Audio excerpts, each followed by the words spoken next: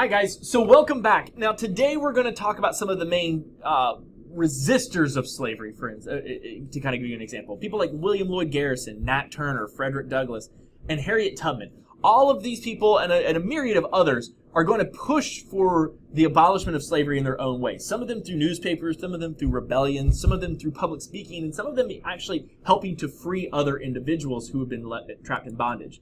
So for today, your notes need to be Prelude to War Part 3, and this, you have to remember, is going to be a discussion about, how do we change this society, this peculiar institution. One of them was through things like newspapers, and in many newspapers, there was abolitionist newspapers that would print cartoons like the one you see here. This is a political cartoon from the time, and it says, "Am I not a man and a brother?" And the idea is that, listen, I am just like you. I am in slavery, and my skin may be black, but I am just like you, and so therefore I deserve to be treated with the same respect and dignity as everybody else. And this was very popular kind of piece of propaganda and rallying cry for abolitionists at this time to kind of convince them that we really should push back against this institution and try to rally more people to our side. Now, when it comes to journalism, one individual is probably the most influential than any other, and that's William Lloyd Garrison. Now, and that's him pictured over there, right? In 1831, he creates a newspaper called The Liberator, and it's published weekly, and he demands what is known as immediate abolition, which means I don't want this to go through courts or legislation or anything like that. I don't want to have this discussion about it.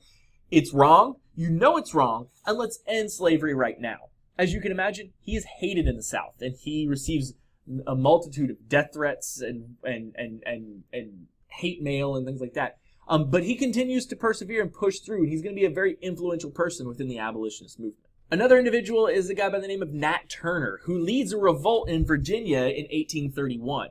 Now, Nat Turner claimed to see a vision from God that said, you need to lead your people to freedom, just like Moses had done in the book of Exodus. And so for Turner, he is just looking for a sign, and that sign comes on February 12th, 1831, when he sees a solar eclipse. Now, he ends up leading 60 slaves in a revolt. They sack 4 plantations. They kill 55 whites.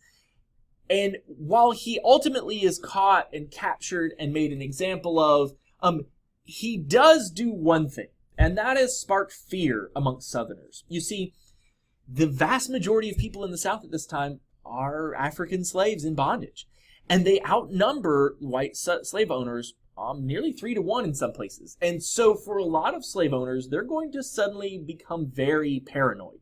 They're worried that things like Nat Turner's revolt are going to happen everywhere. And for some of them, they're going to take quite brutal means to keep their slaves in check. For others, it's going to create a political system and create an ideology that says we really either, we need to figure out what we can do about slavery to keep us from our slaves from being, rising up and killing us in the middle of the night. One other individual we're going to talk about is Frederick Douglass, and we'll talk much more about him in class when I see you tomorrow, but I want you to have kind of some basic information on him. So Frederick Douglass was born in 1817. He actually was born into slavery, but he escapes to freedom in 1838. He works with William Lloyd Garrison and becomes a really great, well-known speaker and orator. He's actually the first African-American invited to the White House when Abraham Lincoln is in office, and this is a big deal. Now, Douglass was such a good speaker and was so eloquent that many people actually didn't believe that he actually was a slave until he finally raised enough money and actually bought his own freedom to prove that he was formerly a slave. Because see, remember, there are thousands of African Americans who live in the North in complete and total freedom. And so for Frederick Douglass, he said, I need to prove this point. I need people to understand that slavery is real. He speaks out and it's real, and that it is a terrible institution. He speaks out on what he called nonviolent abolition, which means he didn't feel like Nat Turner was successful because he took a violent stance to it. He felt like there was peaceful ways to kind of resolve this institution of slavery. The last person we're going to talk about is somebody you probably have heard of time and time again. She's a very well-known anti-slavery kind of abolitionist at this time, and her name is Harriet Tubman. She was nicknamed Grandma Moses. Moses, remember, being the Hebrew who leads his people to freedom out of Egypt during the story of Exodus. She was nicknamed Moses, Grandma Moses, mainly because of her age and because she was leading people out of slavery in the South. She was part of what was known as the Underground Railroad. Now, that does not mean that there literally was a train running underground. What that was it was a series and a network of houses and safe places for runaway slaves to go where they could get food and shelter until it was safe to move to the next place. And this would often happen from the Deep South all the way up to the state of Ohio. And the rule generally was, what was thought was, if you got past the Ohio River, you were in the clear, but many slaves continued to move all the way to Canada. Now, Grandma Moses, Harriet Tubman, was one of the most famous individuals. There was countless other people who worked in the Underground Railroad, not just Harriet Tubman. But she continued to go back into the lion's den, back into the South, time and time again, to lead people to freedom.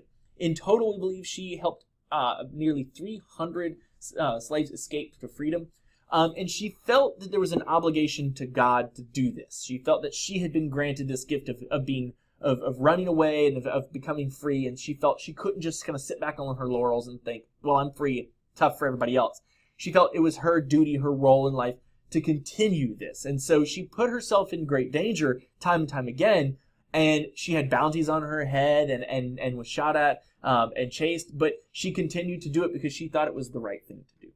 So that's it. We'll talk a lot more about each one of these individuals in class, and we'll read some of their writings and some of the excerpts from the things in their personal testimonies.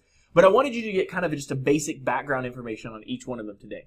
Now, next videos we'll talk about how this institution of slavery and this drama is starting to ramp up as we start to create new states like Nebraska and Kansas, and we find gold in Colorado. But for now, make sure that you know who these people are, because they're all going to show up again. We're going to talk about William Lloyd Garrison. We're going to talk about the fallout after Nat Turner's revolt.